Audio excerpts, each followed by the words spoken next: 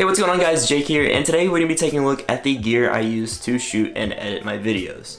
So over the years I've upgraded through different gear and different cameras a multitude of times. Eventually I found myself using the camera that I'm using right now, which is the Sony a6300. Also, you've probably heard a bunch of YouTubers say this before, but I'm going to go ahead and say it again. Gear isn't everything. Now I know I'm saying this and I have some pretty good gear, but my gear is also pretty budget friendly, and you'll find that out here in a second. Really, you need to perfect what you're using and how you do it before you go ahead and upgrade.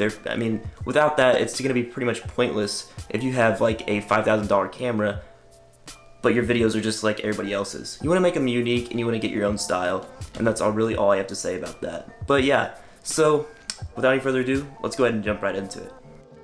So like I just said, I'm using the Sony a6300 as my main camera now. So far, I'm absolutely loving it for both photos and video. It has been quite a big learning curve coming from the Canon 70D, so it's taking some time to get used to it. It's quite possibly the best bang for your buck camera out right now, and may just be the next best entry-level 4K option. It actually shoots in 6K and downscales to 4K internally, which makes the quality even better in my opinion. I truly believe this camera is going to allow me to step my quality up to the next level, and I can't wait to use it more.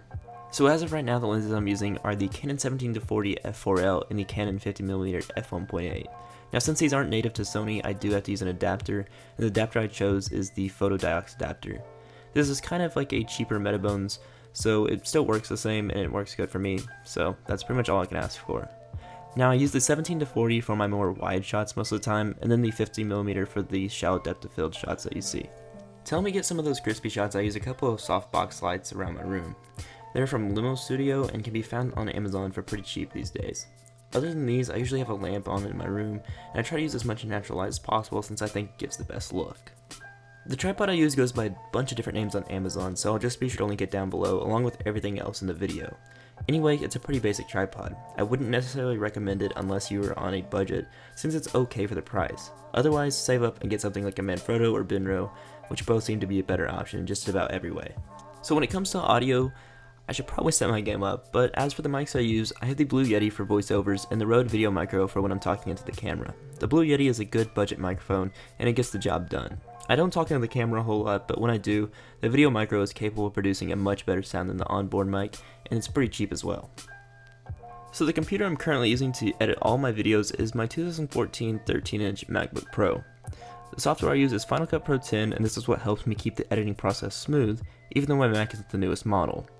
You may have noticed that a lot of bigger YouTubers have switched back to it recently because it outperforms Premiere in speed, and this is the exact reason why I still use it. It works great with my machine even though it isn't the newest. So that pretty much sums up what I use to make and edit my videos. I hope you guys enjoyed the video, and if you have any questions just be sure to comment down below. Also, if you liked the video, be sure to leave a like. And as always, my links to all my social media will be down in the description, so you guys can connect with me on things such as Twitter and Instagram, and I'll be sure to catch you guys all in the next one. Peace.